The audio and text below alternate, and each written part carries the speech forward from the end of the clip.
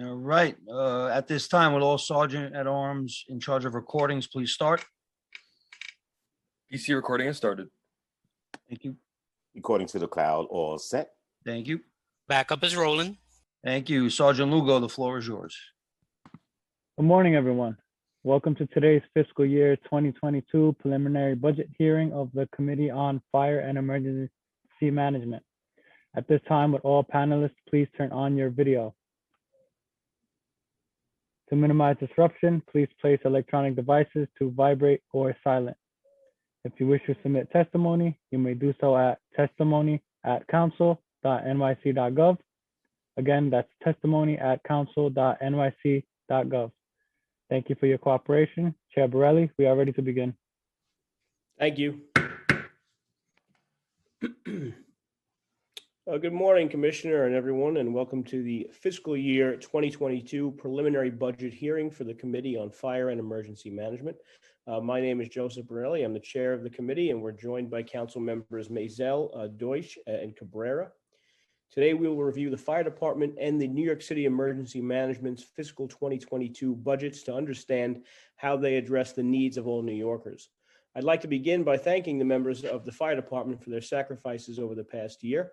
The frontline responses of EMTs, in particular paramedics and firefighters, have been on full display throughout this pandemic. And because of their direct life-saving actions, our city is a safer, better, and more recoverable place. The fire department's EMS members and firefighters are known as New York's best and bravest. I believe those nicknames are aptly given. I'd also like to thank the members of New York City Emergency Management, as they have been working incredibly long and difficult hours to assist the city's response, performing a job that often does not get the recognition it deserves. The fire department's fiscal 2022 preliminary budget totals $2.1 billion, with 17,288 positions. The FY 2022 preliminary budget has undergone moderate changes, decreasing just $12 million since adoption. The department did not have any new needs, and federal funding supports the majority of the FY 2021 increases, primarily from the State Homeland Security Grant and the Urban Area Security Initiative Grant. The fire department's fiscal 2021 through 2025 capital commitment plan totals $607 million and supports 281 distinct projects. The pandemic has offered a unique insight into how essential the fire department's mission is to the city. With hundreds of fire and EMS stations across the 5 boroughs, we should assess the need for additional fire and EMS resources throughout the city to ensure a proper emergency response, and continue to look at how best to improve the operations through the expense and capital budgets. The committee has held oversight hearings on various topics over the past year: about the city's emergency preparedness for a second wave of COVID, the failure of the city's 311 and 911 systems during Tropical Storm Isaias, and recently a hearing on and passed legislation regarding film site safety, strengthening the ability of firefighters to respond to emergencies at film sites throughout the city. There weren't any new needs in the November or preliminary financial plans, and with the many recent changes due to COVID-19, the committee would like to revisit some of the budgeted and programmatic priorities raised last year. EMS members fill a critical role and continue to earn far less than other first responders. The diversity of the fire department still lags behind other uniformed agencies and the makeup of the city's workforce as a whole. And we would like an update on the relocation of Rescue 1 and EMS Station 7 in the Hudson Yards area. I would also like to discuss the EMS revenue increase, the EMS mental health pilot team programs, the fire safety inspections, uniform promotional exams, and the safety of EMS members, which, as you know, has recently come and become front page news.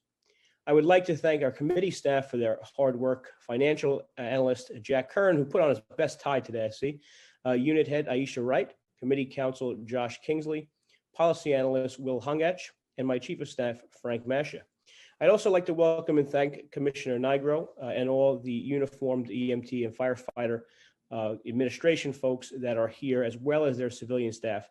And this being most likely our last budget together, I just want to say thank you for having basically 4 years now of very cooperative and productive partnership between your agency and the department and the council, excuse me. So I look forward to hearing from you, Commissioner, and the committee council will now swear you in. I just got a text, so let me just check. Nope, that is for me and not for the public. So thank you very much. And I will believe the only colleagues I have are still Maisel, Cabrera, and Deutsch. So if that changes, we'll let you know. Committee council, please swear them in. Thank you, Chair. Hi, everyone. I'm Josh Kingsley, Counsel to the Fire and Emergency Management Committee. Before we begin testimony, I want to remind everyone that you will be on mute until you are called on to testify, after which you will be unmuted by the host. I will be calling on panelists to testify. Please listen for your name to be called. I will be periodically announcing who is the next panelist. The first panelist to give testimony will be representatives from the New York City Fire Department. Testimony will be provided by Commissioner Daniel Nigro. The following individuals will also be available for questions. First Deputy Commissioner Laura Kavanaugh, Chief of Operations Thomas Richardson, Chief of EMS Lillian Bonsignore, Deputy Commissioner for Budget and Finance Lizette Christophe, Chief Medical Officer Adam Prezant, and Assistant Commissioner for Recruitment and Diversity, Nafisa Noonan. I will call on you when it's your turn to speak. During the hearing, if council members have any questions, please use the Zoom raise hand function and I will call on you in order. I will now call the representatives of the fire department to testify. Before we begin, I will administer the oath. I will call on each of you individually for a response. Please raise your right hand. Do you affirm to tell the truth, the whole truth, and nothing but the truth before these committees and to respond honestly to council member questions? Commissioner Nigro? I do. First Deputy Commissioner Kavanaugh?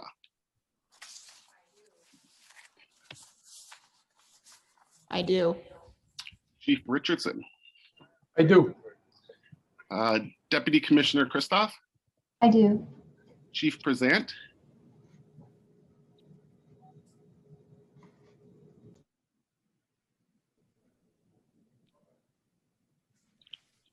Chief Prezant, are you unmuted?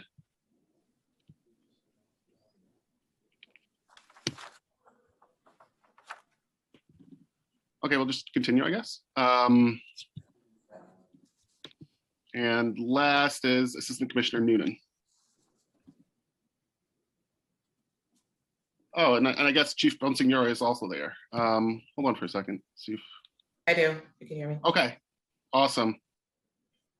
I do also. Great, thank you so much. Go ahead, Commissioner.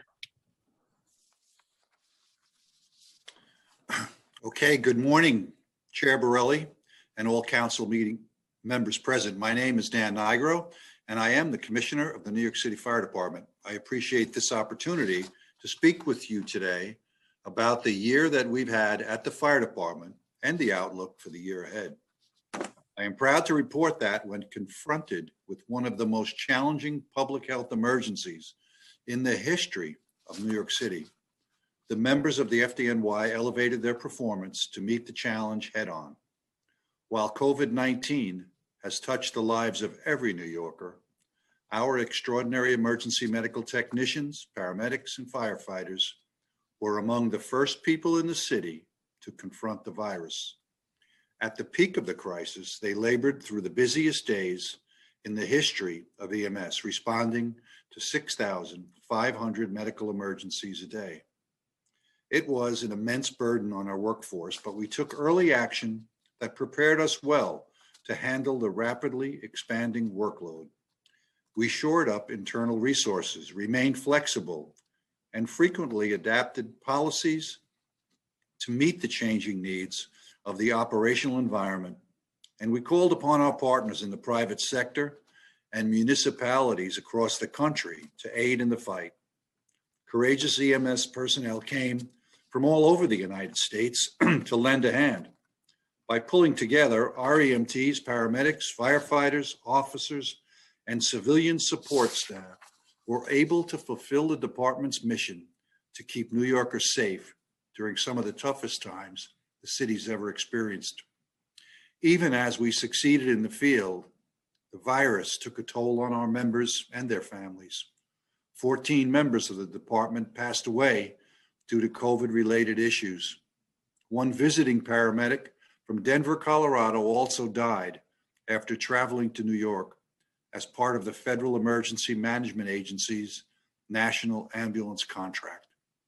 The fire department introduced safety measures to protect our members, working with the FDNY Foundation, the Mayor's Office, and our fellow city agencies to set up alternate accommodations to provide members with the option of staying in a hotel to decrease the risk to their own families. We partnered with NYU and Northwell so that our members could visit a broad range of sites to receive free testing. Once the vaccine became available, we worked with New York State and negotiated to receive our own supply of vaccine so that we could begin vaccinating our members as quickly as possible.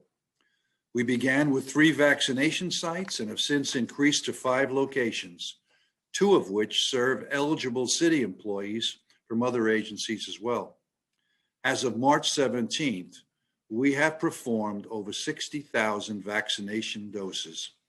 This includes approximately 13,500 first dose vaccinations for FDNY members and approximately 25,000 first dose vaccinations for employees of other city agencies, as well as more than 9,500 second dose shots for FDNY members and more than 12,000 second dose vaccinations for employees of other city agencies. Not a single recipient has experienced a serious side effect. However, it's not just the physical effects of the virus that take a toll on our members. EMTs, paramedics, and firefighters spend each shift, day in and day out, responding to emergencies. During the heaviest period of COVID responses, members were responding to cardiac arrest and death totals that reached previously unseen heights. Our counseling service unit ramped up their outreach, logging on to thousands of virtual counseling sessions to provide support for members in need. CSU maintained an active 24-hour hotline so that members had the option of speaking with a live counselor at any hour of the day. They also trained additional peer support personnel who visited firehouses and EMS stations. The department performed targeted outreach to members who were quarantined or isolated with their families, checking on their well-being and delivering personal protective equipment. In addition to the extraordinary work of the Bureau of EMS, the fire department also had great success last year with regard to firefighting operations. New York City experienced 63 civilian fire deaths in 2020, which represented a 5% decrease from the previous year. It also marks the 15th consecutive year of fewer than 100 fire fatalities. We do not take this achievement lightly. To put this trend into historical context, when I began my career with the fire department, in the 1970s, we routinely experienced hundreds of deaths, with 310 in 1970. That number stayed high for a long time, with 285 deaths in 1980 and 275 in 1990. The progress of the last decade and a half is the result of well-trained members responding quickly, using top-of-the-line firefighting and emergency medical equipment, providing unrivaled medical care, inspecting buildings and areas of public assembly to eradicate unsafe conditions, and thoroughly investigating fires. We also know that if a fire does occur, one of the biggest factors in the occupants emerging safely is a working smoke alarm. By partnering with the FDNY Foundation, the American Red Cross, alarm manufacturers, and the Council, since 2015, we've distributed approximately 200,000 alarms and installed more than 110,000 alarms. We also make it a priority to proactively educate members of the public to help them avoid experiencing serious fires. As many council members know firsthand from experiences in your own districts, prior to the pandemic, a large component of our public education campaign consisted of in-person presentations. Teams of firefighters and retired firefighters visit schools, community centers, senior facilities, and public housing complexes, to name just a few, to conduct fire safety presentations. Often, the presentations are geared toward the audience or seasonal points of emphasis, such as upcoming holidays. Without the ability to gather in person, our ability to perform traditional outreach was severely curtailed. However, the team quickly retooled and shifted their focus to conducting outreach using the methods available to them.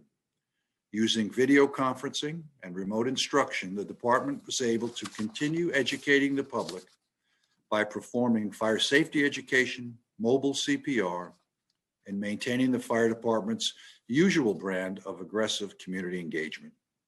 Faced with the inability to send teams of educators into classrooms, the Fire Safety Education Unit developed a digital curriculum for school-aged audiences. The curriculum was shared with administrators across the city and promoted to more than 500 schools, United Federation of Teachers, borough chapters, and private schools. They developed an online curriculum for adult audiences and worked with community partners to share the information with senior populations throughout the city. We were even able to host a full calendar of events for Fire Prevention Week in October, though of course it looked a little different than it has in previous years. Members of the Fire Safety Education Unit held more than 30 outdoor tabling events throughout the 5 boroughs, working with community groups and elected officials to complement that effort by promoting fire safety messaging through email blasts and on social media. The highlight of the week was a virtual educational event that took place at the Fire Zone in Rockefeller Center with more than 3,500 New York City students tuning into the event. These efforts were bolstered by the fire department's own social media platforms, where the department shares a wide variety of content, including public service announcement on topics such as safe cooking, properly using smoke and carbon monoxide alarms, and creating an escape plan. Overall, educational content posted to social media in 2020 had a total reach of more than 149 million views. The fire department's youth workforce and pipeline programs also had an historic year despite the complications of the pandemic. At Captain Vernon A. Richard High School, FDNY instructors worked with DOE partners to successfully transition to virtual education. We were able to maintain full enrollment in the EMS 101 course, which is provided as a junior year elective, and the FDNY prep course, which is provided as a senior year elective. For the last decade, the fire department has conducted a job readiness final for FDNY prep scholars that involves students sitting for a mock job interview with members of the department's executive team. Determined not to let the current state of events interfere, our youth workforce team created a program of virtual job interviews, and students were able to meet with executive staff such as the first deputy commissioner, the chief of operations, and the chief of staff. And I joined the group myself for a post-interview chat.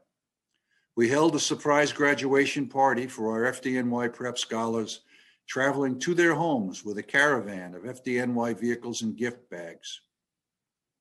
We conducted both winter and summer installations of our EMS Youth Academy programs, and 56 students completed their New York State EMT basic certification and filed for civil service. That represents the largest ever number of FDNY youth participants to become certified EMTs in a calendar year. This program has been a great success for the city of New York. In all, 100 former FDNY youth participants have been hired by the department. We look forward to developing new members through this program for years to come. Given the current fiscal environment, I do not have a great deal of new spending to discuss for fiscal year 2022. However, I do want to highlight funding that we received for the mental health response pilot that we are partnering on this year with health and hospitals. In the case of calls regarding nonviolent mental health emergencies in which the individual does not possess a weapon, the city will dispatch a team consisting of 2 EMTs and a health and hospital licensed clinical caseworker to respond to the individual. Calls that include violence or in which the individual is believed to have a weapon will be routed in the traditional manner which includes a response from the NYPD. The safety of our members is paramount, so precautions have been taken to design a program in which EMS members feel secure. Training for the members of this pilot will be conducted by several agencies, including FDNY, DOH-MH, and the NYPD. And we worked directly with the unions in establishing the qualifications of members who are eligible to participate. Like any pilot, this will provide us with an opportunity to learn and develop best practices. We are hopeful that the results will enable us to provide better care for New Yorkers experiencing mental health emergencies. I am optimistic as we look ahead to the coming year. I take great pride in the resiliency of our members and their ability to perform under enormous pressure in the most demanding of environments. I hope that the people of New York share this sense, and that a silver lining of this turbulent period is that they feel reassured that no matter what obstacles arise, the fire department will answer the call and immediately begin working to keep them safe. Thank you. Thank you, Commissioner. And I'll note we've also been joined by Council members Brannan and I believe in his first meeting of the committee, Council Member Gennaro. Welcome to, of course, welcome back to the council, of course, and welcome to the committee. I'm going to begin with some questions and then I'll turn it over to my colleagues. Forgive me, my printer ran out of ink, so I'm not buying Bitcoins or playing games if you see me using my computer to get some of the questions that we have discussed previously. Commissioner, you mentioned that there's no new spending to discuss, and that makes sense given the pandemic and the fiscal problem the city now faces. But are there any goals, departmental goals, that you have planned out for the next 7 or 8 months before the new administration comes in? Well, I think, as you said, we certainly don't expect funding for any new programs. So our efforts are to shore up the programs we have to ensure that they're all working as they should, and so far they are. We will be hiring EMTs, we'll be hiring firefighters. We hope to be promoting, and I think the department is looking forward to better times, fiscal times. We have in recent years enjoyed those times, and I'm sure that economics in the city will improve as COVID fades, and I'm hopeful that it will. Thanks. And yeah, you mentioned promotional exams, and I could just speak from experience that this is a topic that more than one group of individuals that work for you and are extremely pleased to work for you have reached out to our office and have spoken at our committee before. So can you just go through the how and what and why some promotional exams have been delayed, and what the status is with DCAS being able to schedule the next round? Sure. This is a subject that's personally very important to me, being someone who sat for many promotional exams and knew the importance of it and how important it is to members of the department to have the opportunity to advance. So, of course, in these times, our exams are hands-on, and we've had to pivot to find new ways to administer exams. We have active lists right now for battalion chief, deputy chief, fire marshal, et cetera. What we're most concerned is lieutenant and captain rank and firefighter. So the current lists will expire in August of this year. And we have not yet held an exam for either captain or lieutenant, but we are working with DCAS very closely on the next captain's exam. They believe they have a way to conduct it, and we're optimistic that we will be able to hold that exam before this fiscal year ends. That's the exam promotion to captain. And as soon as we have a word that we have a formula and a plan to administer that, and we think we will begin working on the lieutenant's exam to hold that as soon as possible after the captain's exam. So that's currently the outlook. So the goal for captains would be to have it before June 31st, or June 30th. There is no June 31st. That's correct. Okay, and then the lieutenant's promotional exam would shortly follow. And then how long would it take to grade and develop the list that you could hire off of? Well, traditionally, that takes up to a year. So you can see that as the other exams expire in August without being extended, which is an option, there will be a gap between the old list expiration and a new list that would be able to use. So the two options we would have is to either extend the existing list further or to promote additional people at the very end of the list in August to cover that gap until a new list is available.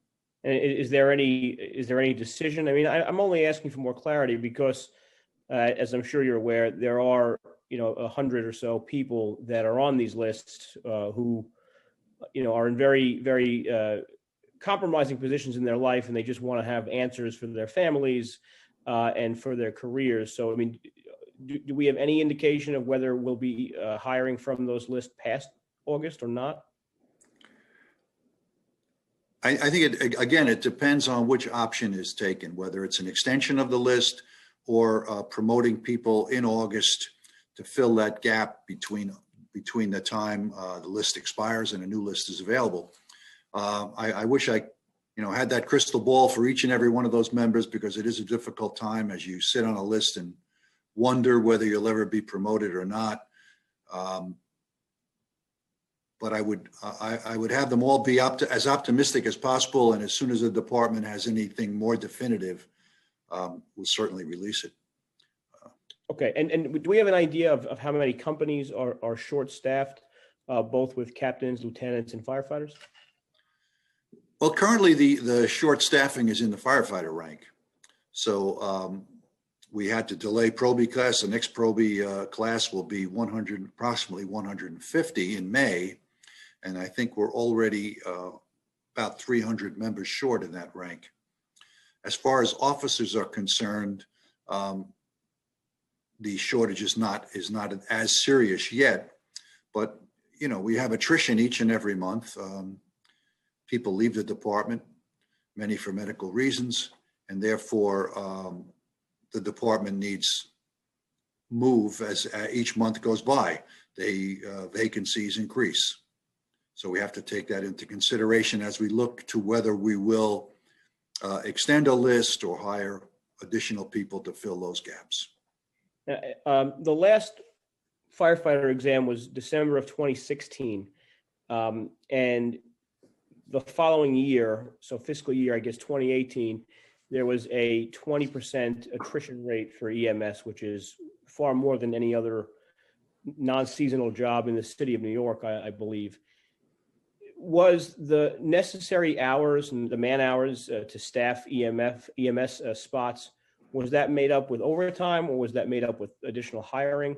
And do we expect the same situation to occur after the 2021 or 2022 firefighter exam? Well, I think it was the gap was filled both ways with overtime tours, but also the department staffed up beforehand. So we were overstaffed in EMS anticipating the number of members.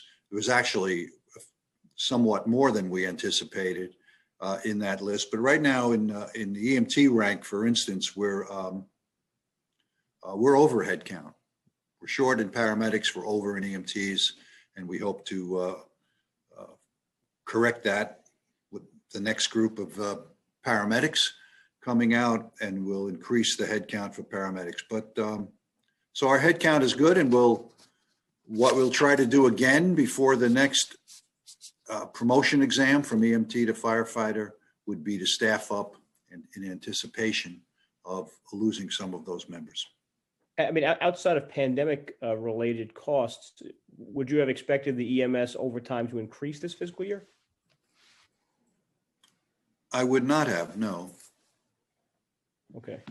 To stick with EMS for a moment, this committee's heard some testimony over the years. Adjacent cities like Philadelphia have starting salaries for EMTs of $57,000. So it's 35%, really more than the FDNY EMT starting salary.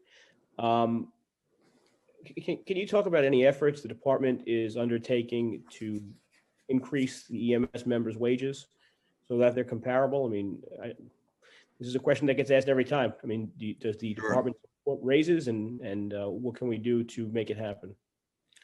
Well, we certainly appreciate the council's efforts and the support of our EMS personnel. I don't think you'd find anyone in our department that does not think that our EMS members should make more. But as you well know, we don't control the process. So negotiations are going on now between union leadership and OLR. And we wish them well. You know, we realize that they are hardworking, dedicated people who perhaps do not receive the compensation they should for this work. And for good reason, commissioners don't control the wages of, I think all of us, commissioners of various agencies, would increase the budget in that way, and it would cause problems for all of you. So that's it. The negotiating process is difficult. So you say everyone in the department, though, is in favor of increasing the wages, or would like to see that. Just to be personal, does that include you, and have you expressed this position to the mayor and to OLR? Sure. I personally believe they are not compensated as they should, but I also realize the process involves more than that, and it is a very difficult situation for negotiators to come up with something. And you know, we've done smaller things, additional pay for rescue medics or Aztec folks to try to increase avenues for people to make more money, increasing the class sizes for paramedics who make more than EMTs. But as far as being able to, you know, wave a magic wand and say, here's the new salary ranges for our folks, we can't do it. And we can only depend on negotiations. So again, to stick with EMTs, on March 5th, as you're undoubtedly aware, an EMT was bit on the face in Sheepshead Bay, you know, and I mean, great food in Sheepshead Bay probably shouldn't be anyone's face. But this is just one of a number of horrific injuries that EMS members have encountered when responding to emergencies. Now, the data we have shows that there were 1774 service-connected injuries last year in FY 2020, the most in any fiscal year, 10% more than the last 5-year averages. So does the department keep specific track of the number of job-related injuries that are due to assault? Yeah, we do. I could get you those numbers. They were fairly similar for the last 2 years, very close. We don't see a large uptick, but yeah, I mean, that being said, and especially you point to that one horrific incident, and there've been others. One is too many. You know, it's a serious crime. It's a felony to assault an EMT, and it should be punishable by up to 7 years in prison. And again, you know, it points to the dangers of this job. Our EMTs and paramedics can't treat people without being up close, and the mechanics of that injury, where here was a paramedic doing the best they could for a patient, which meant being very close to them when that patient decided to attack them. There's no way for them to do their job without this personal, close contact. And it just lends itself to the dangers of being an EMT or a paramedic in our city that go on, you know, 1,400,000 calls, and some very small number, but serious number of these calls can escalate into this type of dangerous situation. With the mental health response teams, the pilot now happening in Harlem, number one, do you see it working? In other words, would your recommendation, and perhaps Chief Bonsignore's recommendation, be that it continue and be expanded? And if so, have we seen any assaults related to those type of responses? Sure. I'm going to start and I'm going to pivot to the chief.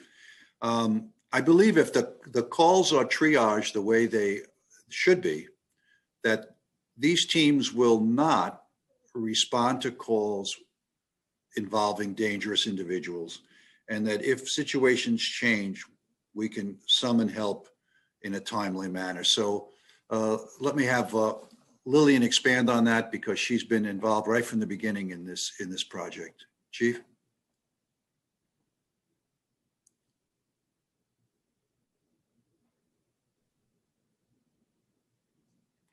I think we have to unmute Chief Bonsignore. Yeah. There you go.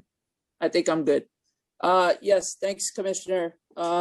This particular project is an important change of how we respond to mental health crises by taking a medical approach to this particular type of call. This program has not actually started yet. We have not responded to any of the jobs yet. We still are in the development stage of this program, working very closely with our union presidents and partners.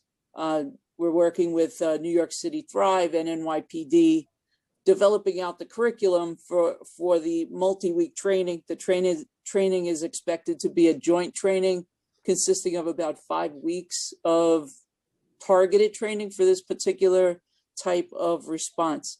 This program is really geared toward the low acuity EDP type call types. So these are folks that are not immediately identified as violent. There is no weapon, not homicidal, not suicidal. Who makes I'm the sorry? determination? Dispatcher?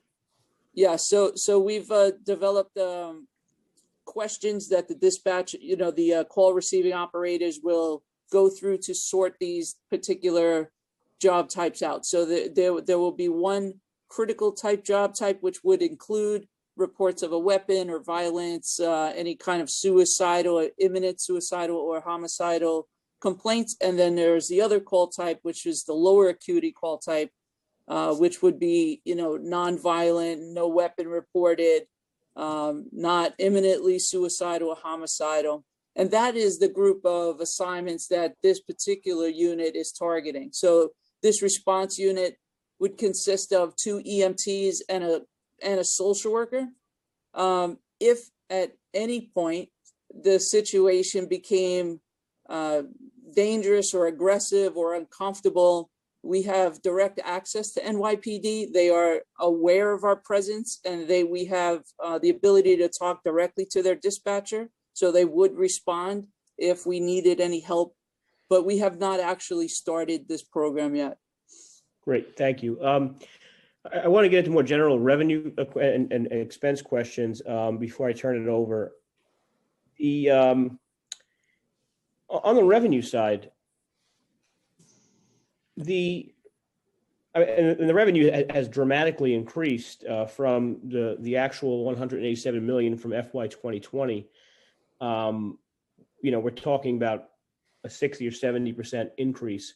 So why is EMS projecting a significant increase? I'm hoping to hear that it's because of some of the pressure our committee has put on the department to start actually recovering some of the costs of, especially the billable and insured patients, but some of the costs incurred in transporting folks and treating them. So can you just go into why we see this revenue increase? Well, we have gotten approval for that. So the fees that are charged for transport and also for care have increased, and therefore our revenue will increase from our transport and treatment of patients. I don't have the exact numbers. Perhaps Deputy Commissioner Christoph can help me with those numbers. They don't come to mind quickly, but she might have them. The questions we have, though, are basically what percentage of the department's current rate to transport someone does Medicare and Medicaid actually reimburse transports? And then once the CPE funds are received, what will the new percentage of the department's current rate be? Like, how are we doing? How are we going? Where are we going, kind of thing? Chairman, I'll have to get that for you. I don't have that breakdown right now, but I'm sure it's available to us. Does the department as an entity negotiate with CMS? So we are working. Lizette, thank you. No problem. You are right that the majority of that increase is tied to the CPE conversation. So we have been working very closely with New York State to increase the amount of federal reimbursement we get for our Medicaid transports. And so we are actively in that process. So right now, the rates that we get for Medicaid and Medicare are based on a fee schedule that they set. Through CPE, which stands for Certified Public Expenditures, our Medicaid reimbursement will increase to be based more on what our actual costs are for transporting Medicaid patients. We don't negotiate directly with CMS. We have to go through the state. It has to be part of a New York State Medicaid plan amendment. But we have to justify the costs in order to put that cost forward and then use that as leverage to recover more money, correct? Yes. So if EMS and EMTs and paramedics were being paid slightly more, that would be sort of a justifiable cost, which we would then negotiate with CMS. If there were changes to our costs, they would be reflected in our expenditures, and they could impact the amount of reimbursement that we receive. But there's already a big gap, even with our existing costs.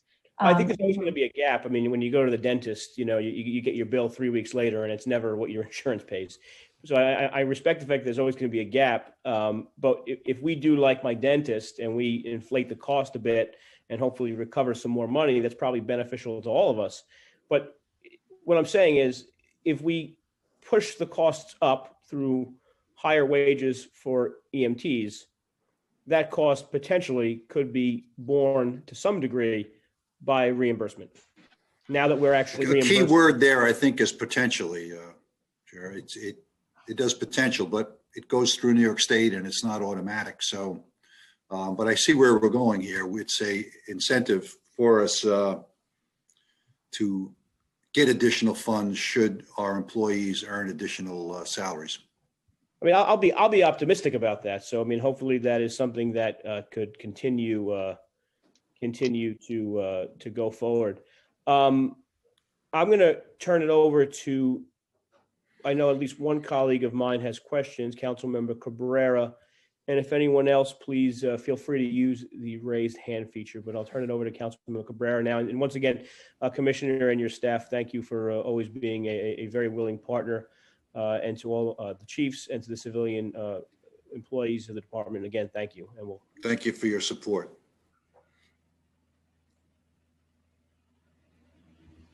I'm ready. There you are. Okay, thank you. Thank you so much to the chair. Thank you for your leadership. Commissioner, welcome. I want to thank in public all of the members of the FDNY for the great job and courageous job that we saw this last year. I want to bring two things to your attention, and one of them is echoing our chair when it comes to the EMT.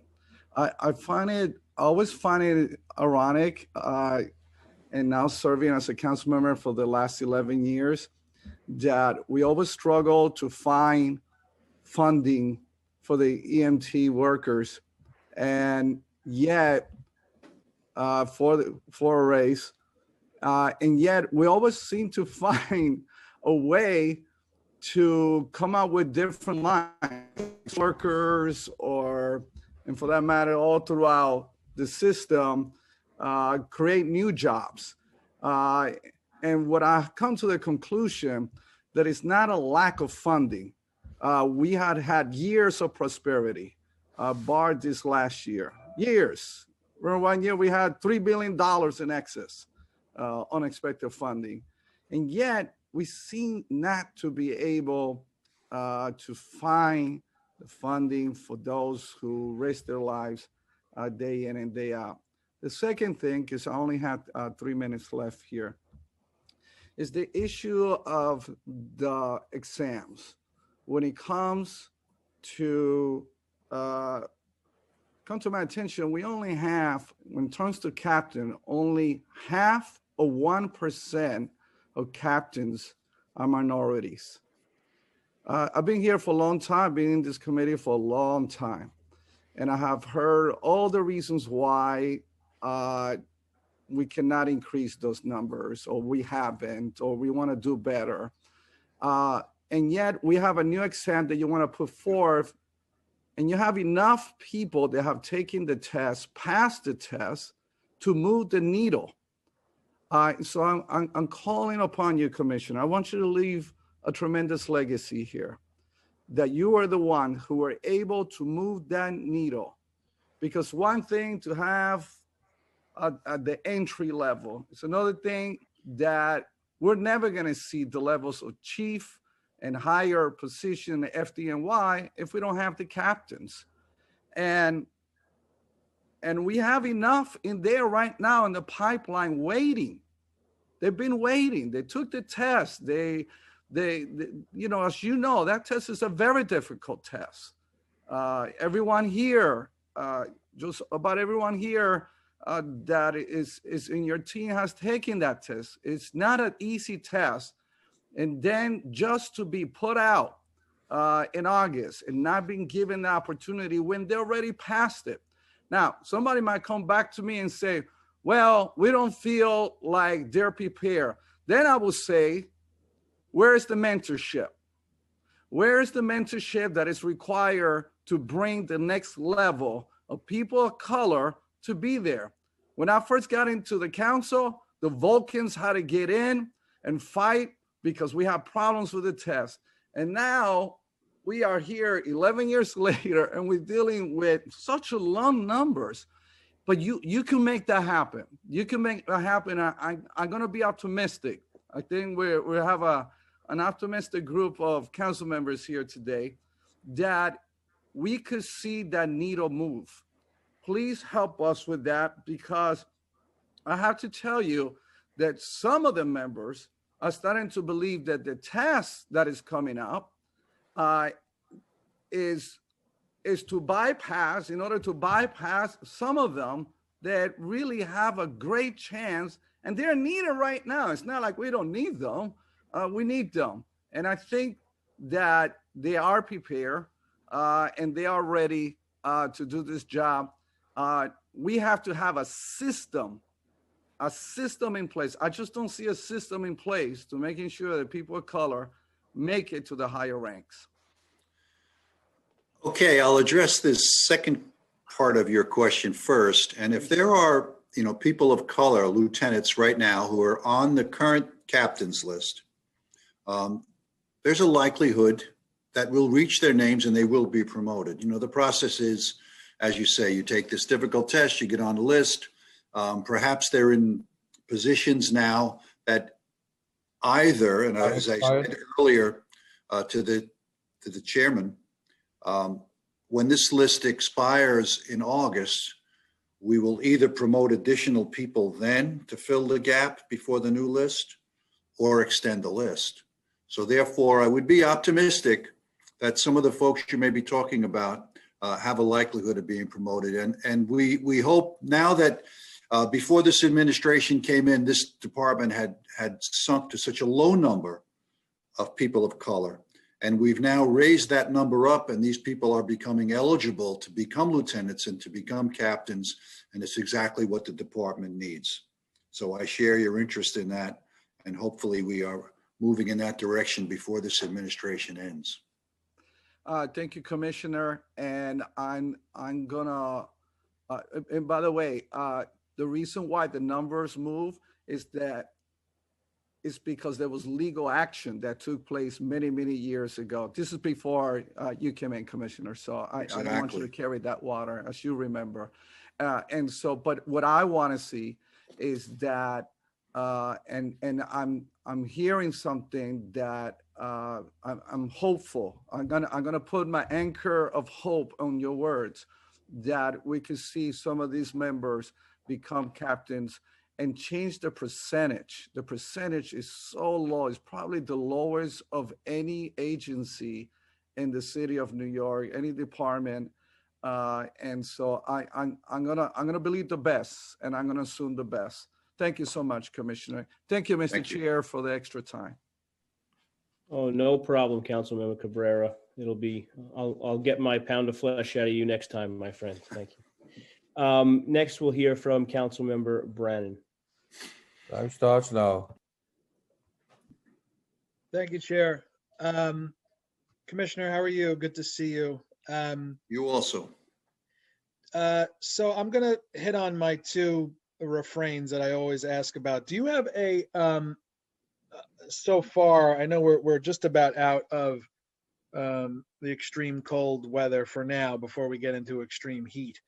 Do you have a list of the times where the fifth firefighter has been called for during this past winter? Sure. Let me pivot to Chief Richardson for this. I'm not sure he has it in front of him, but he can tell you some of the criteria that the department uses when we do make that change. Tom? Good morning, sir.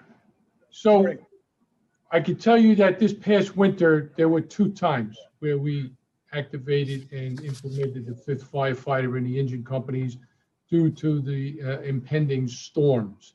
So when we think about doing that, me and my team, along with the chief of department and the fire commissioner, we collaborate and we discuss the impending weather. We look at the forecasts, and typically one of the benchmarks that we typically use is when we're going to see upwards of 10 plus inches of snow. Then we'll start thinking about the 5th firefighter. That's been the benchmark in the past. And so we continued that this year. And actually, one of the storms, we weren't even close to that. You know, we were going by the weather forecast, but we did it twice over the winter. So you do it based on forecast of snow and not temperature? Typically, we'll do it as it relates to the snow accumulation only because of the issue as far as slower response times. Then once we get there with the deep snow, we use the extra firefighters to help us get hose lines into position more quickly. So that's typically the benchmark that we use, yes. Okay, so I can't legislate this stuff, but I have a couple of resolutions that call on FD to either ideally fully reinstate the 5th firefighter, or have instead of having to sort of call it as we see it, reinstating the 5th man anytime we have extreme weather, whether it's code blue in the winter or it's extreme heat in the summer. I mean, normally when it's a code blue, isn't that usually what would trigger a 5th firefighter? Well, I'm not sure exactly. Code blue is fairly often. I think we'd be more likely, and we're certainly not budgeted to do this at every code blue occasion, at not just when it snows, but some unreasonably cold or unreasonably hot stretch of weather. We could look at that when we really, the chiefs believe that this would have an adverse effect on our firefighting, and we can reassess at times other than snowstorms. I mean, I understand what you're saying, but I think there might be some, I think it would have to be a little more extreme than a code blue situation. Yeah, I mean, I'd like to see it be some sort of standard thing, right? So it's not always scrambling to figure out if we need it or not, right? If the weather hits a certain marker or the forecast is calling for whatever it is, then that should trigger ideally a 5th firefighter. Well, the UFA has yet to get a contract, and they haven't bargained yet. So it's something that they could, because it affects that union greatly. They could look for in collective bargaining, as that collective bargaining goes up, either the increase in the number of units that are working with the 5th firefighter regularly, or an increase at certain weather conditions. Okay, quick, really quick. This month is going to be 25 years since EMS was combined with FDNY. Do you think that is, do you think that separating those two agencies again and making EMS its own department would be a way to, or a pathway to fixing the inequity? Time expired.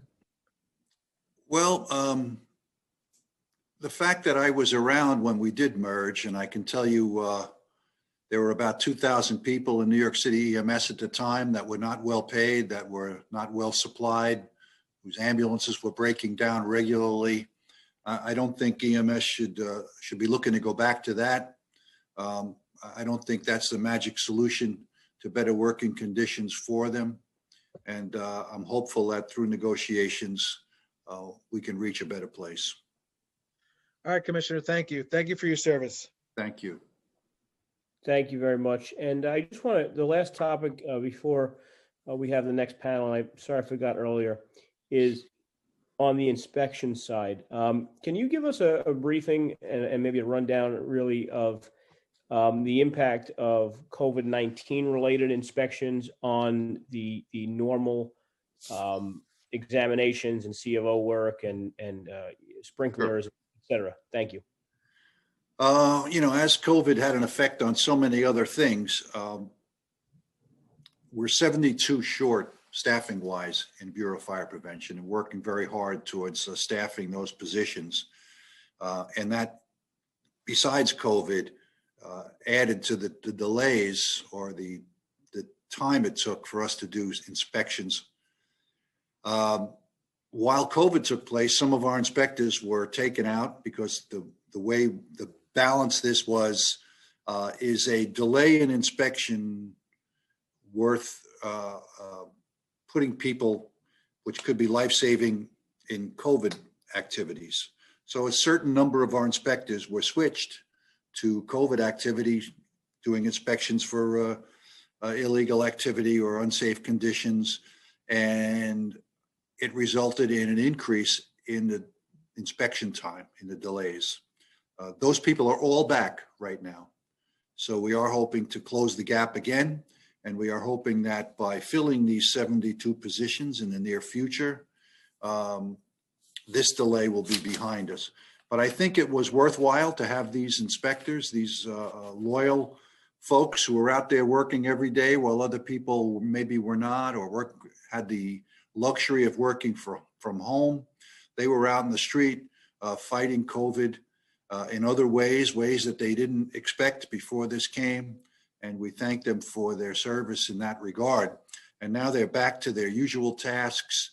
And we think that, and we're also working with folks in the industries on how to streamline some of our processes and decrease the delays for them. So we have a lot of ways we can help, and that's all coming together right now. Thank you. So I just want to convey on the record the importance it is to expedite and get as many of these people. I'm sorry if you could hear that. My neighbor's doing some work. If you could overhear that noise. That's okay. Challenges in working from home. That's what happens.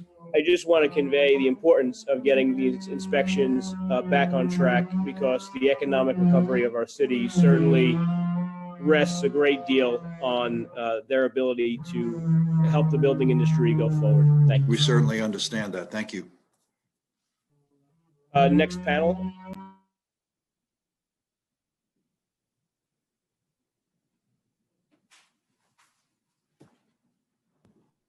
Thank you, Chair. I believe we're moving on to Nycc, New York City Emergency Management next.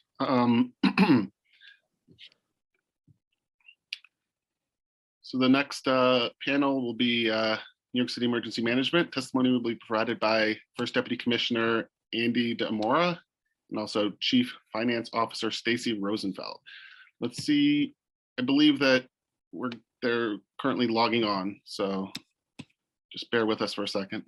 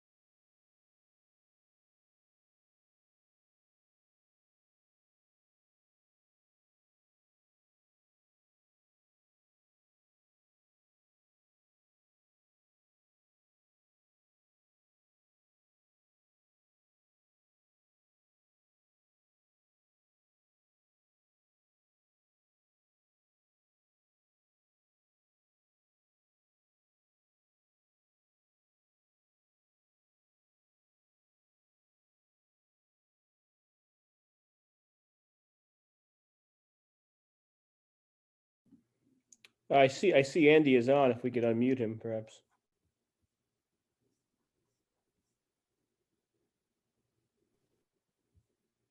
Yeah, let me see that. He was having some issues connecting to the audio, it seemed, but let's see if we could get him on.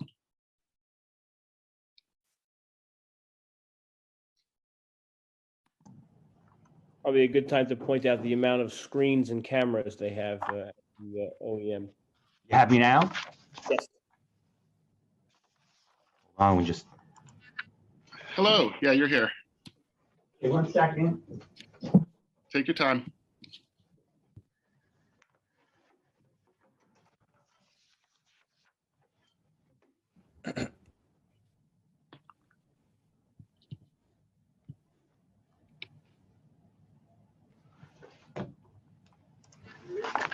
Also note we are joined by Council Member Rosenthal. Thank you very much. Are you ready, sir? Yeah, so just see, is my other, is Stacy on? We Okay. do not, I do not see her on. Okay.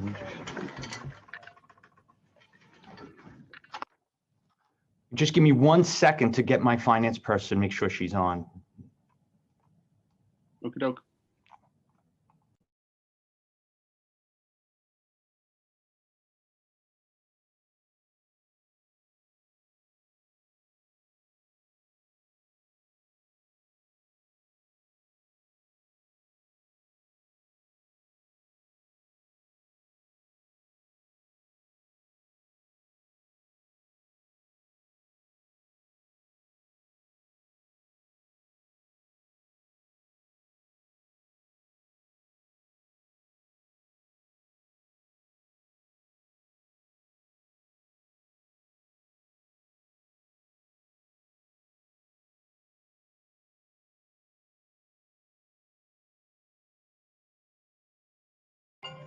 Okay, sorry for the delay. No problem. So should we begin or? Yes. She's joining us? Okay. So thanks again. Now we're gonna hear testimony from New York City Emergency Management. Before I begin, I will administer the oath. I will call on each of you individually for a response. Please raise your right hand. Do you affirm to tell the truth, the whole truth, and nothing but the truth before these committees and to respond honestly to council member questions? Deputy Commissioner Demora?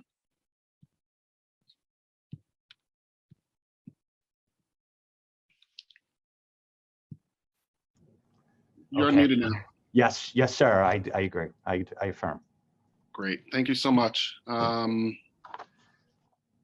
I still don't see Stacy on, but let's just, you could start with your testimony. Is she in the room with you She's or? right here, she's walking in, come on.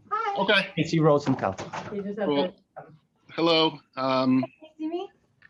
Sorry.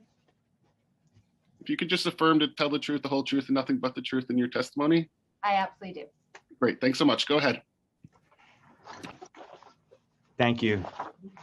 Good morning, Chairperson Borelli and members of the Committee on Fire and Emergency Management. I am Andy Diamora, First Deputy Commissioner of New York City Emergency Management. I'm joined today by Emergency Management Chief Financial Officer Stacy Rosenfeld. Clearly, it has been a year like no other. We have been fully activated for COVID-19 for more than 1 calendar year, the longest activation of emergency management history. During this time, there have been multiple overlapping activations, heat emergencies, snowstorms, and tropical storm Isaias. We have responded to over 500 incidents, including building collapses, fires, infrastructure incidents, and water mains, held 88 outreach events, sent approximately 3,300 notified New York City and NYC messages, released 9 podcasts, and provided over 500 notifications to elected officials. Emergency management also assisted with large-scale programs such as Get Food, Get Cool, and the Vaccine Command Center. All this while continuing our non-emergency work, mandates, and responsibilities. Additionally, this year, emergency management was in the midst of an organizational realignment that streamlined the agency into 5 bureaus and executive offices. The new bureaus mirror the national model for emergency management that views disasters as recurring events with 4 phases: mitigation, preparedness, response, and recovery. Reorganizing around this national model allows us to build and administer the new capabilities necessary to reduce risk prepare our communities, and minimize the consequences of emergencies. The agency also formed an Equity and Diversity Council as an employee-engaged approach to both facilitate discussions on issues and concerns regarding diversity, equity, and inclusion, and to integrate the aforementioned structures into the agency's mission, operations, and strategies. It further develops and maintains an agency climate that welcomes and promotes respect for the wide variety of human experiences. Allow me a moment to express my gratitude to the more than 200 dedicated professionals at emergency management who have literally worked around the clock over the past year in an unending activation cycle. We continue to look ahead to find new ways to prepare the city and our citizens for the next emergency. With that, let me now provide a snapshot of our budget for next year. Our projected total fiscal year 2022 city tax levy expense budget is $28.1 million. We rely on our city tax levy expense budget to support the majority of the agency's administrative, technological, and operation costs. The projected fiscal year 2022 city tax levy personal service budget is $6.4 million, which supports the 63 personnel lines paid directly through our tax levy funds. This includes $1.5 million in funding for 18 staff members dedicated to working on increasing communication and services to people with access and functional needs. Our other staffing is supported through grant funds and personnel on assignment from multiple city agencies. Our projected fiscal year 2022 other than personal service budget is $21.7 million, which covers all agency operating and administrative costs. This budget includes a significant portion of non-discretionary funding. These funds are designated to cover our warehouse lease, utilities, and telecommunications costs, including the maintenance and operations of our Emergency Operations Center and backup facilities. This money also supports our fleet and all additional equipment, supplies, and materials needed to run the agency. The agency receives grant funding to support many of our core programs. In the past year, we secured $32.7 million in federal funding, primarily through the Urban Areas Security Initiative grant. This funding is vital to our ability to run many of our finest initiatives, including the Ready New York Public Education Program, Community Emergency Response Team Program, Continuity of Operations Program, Geographic Information Systems, Training and Exercises, Watch Command and Response, and Citywide Incident Management Systems Planning, and the Emergency Supply Stockpile. We work with City Hall, OMB, the city's congressional delegation, and our partner agencies to push for full Homeland Security funding in future years. This money supports critical operations within ours and several other agencies' budgets and is critical to the city. In addition to our regular mandate during the COVID-19 activation, we put in place approximately 100 contracts to support the city's COVID-19 response. This includes contracts to support medical staffing for hospitals and nursing homes, hoteling of people exposed to COVID-19 who needed a safe place to isolate, PPE for essential workers, shelf-stable food for vulnerable populations, and a renewed sign language translation contract to ensure all New Yorkers had the access and support they needed during this very difficult time. We continue to work closely with OMB to ensure the city is reimbursed by FEMA for all eligible costs. Thank you for the opportunity to testify today. I look forward to working with the council on issues of emergency and readiness and response, and I am now happy to take any questions you may have. Thank you. Thank you, Deputy Commissioner. The first question I have is basically about the vaccine distribution. Can you just explain the agency's role in the distribution, if there is any, and what the agency's involvement on setting up vaccine sites, et cetera, are, if there is any? Yeah, thank you for the question, Chairperson Borelli. We are involved with the Vaccine Command Center. We have personnel assigned there in a supporting role, leading helping the coordination with logistics and some contract support as well for the different vaccine sites. We also have some personnel out at vaccine sites doing checks to make sure things are going well. And during the pandemic, has your vision of what needs to be stocked in the city's emergency stockpile changed? Has it began to include more PPE and stuff like that? Yeah, this time last year, we were all scrambling as a city, state, nation to find PPE. Now we're in a much better place than we were last year regarding PPE and other things as well regarding the pandemic. And just, I guess my final question is about the funding. You know, obviously the federal funding is not included in our projection for next year as it is in every year, but there are no positions funded federally that are going to fall off a cliff at any point where we're going to lose it if we don't immediately get replenished. Is that correct? Yes, that's correct. We have just been have permission also to fill 15 vacancies that were on grant. So we're moving forward with filling personnel vacancies as well. Okay. I mean, I have no more questions for you guys. I'll give a second for the other committee members to raise their hand.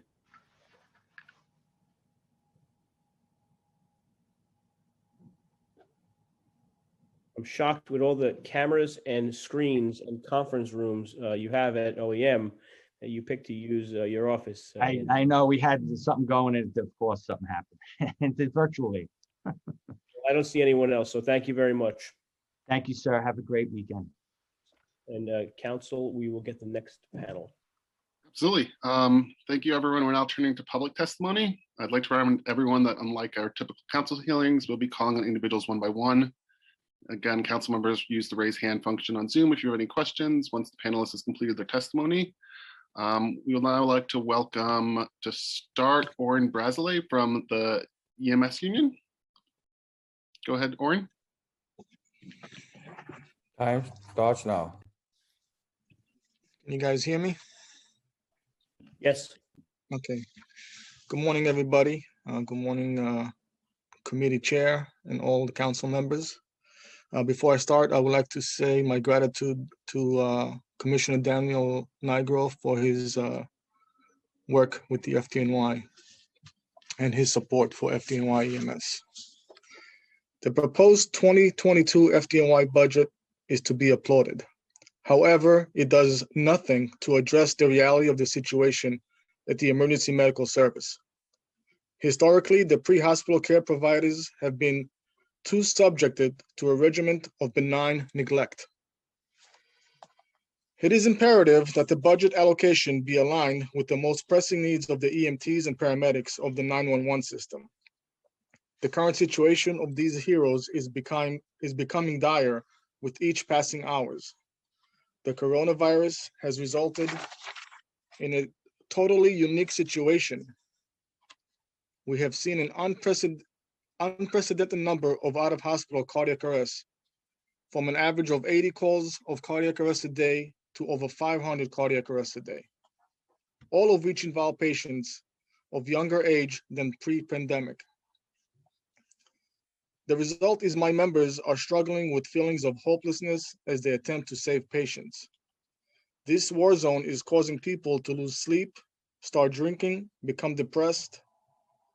3 of my men have committed suicide, others contemplating suicide. Psychiatrists and psychologists show emergency medical technicians and paramedics are at a higher risk of developing post-traumatic stress disorder because of the pandemic. Yet there is zero funding for any type of mental health initiative targeted to EMTs and paramedics. Meanwhile, the FDNY provides zero funding to address this impending crisis. Perhaps it's just another instance of institutional indifference or simply benign neglect. Last year, over 200 of my members of the service were assaulted in the line of duty, the most horrendous of which was a cannibal-like facial bite. We have implored the fire department to institute conflict resolution training coupled with basic self-defense training. Apparently, the department is comfortable with its members being assaulted on a daily basis, as there is zero funding for these suggested initiatives. Currently, more than 3/4 of the issued ballistic vests have exceeded the manufacturer's recommended lifespan, essentially rendering them less than useless. Yet the department has steadfastly refused to replace these life-saving articles. This year, 4 of my men were robbed at gunpoint while performing their duties. I am not sure what else will take or what else needs to happen before these issues are addressed.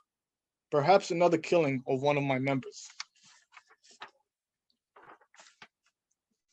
The fire department recently celebrated its 25th anniversary of the FDNY EMS merger that saw the commissioner issue a proclamation expressing his respect for my members. Meanwhile, the department fights us on tooth and nail at the Office of Labor Relations as we strive to attain a true living wage. They deny all requests to fund initiatives that are paramount to our health, safety, and well-being. I will have some things that I would like to discuss, if I'm allowed, regarding some of the questions that the council members have. Yes, please. Every so often, we hear the mayor's office, the department,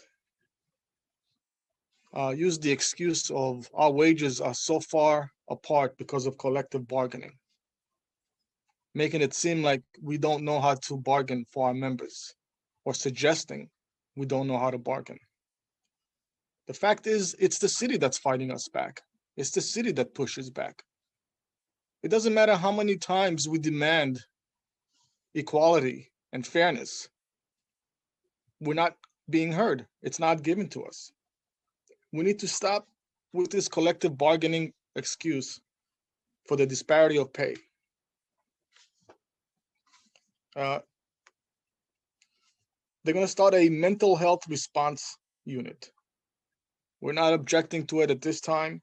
However, when is mental health going to come to EMS? Our men are hurting.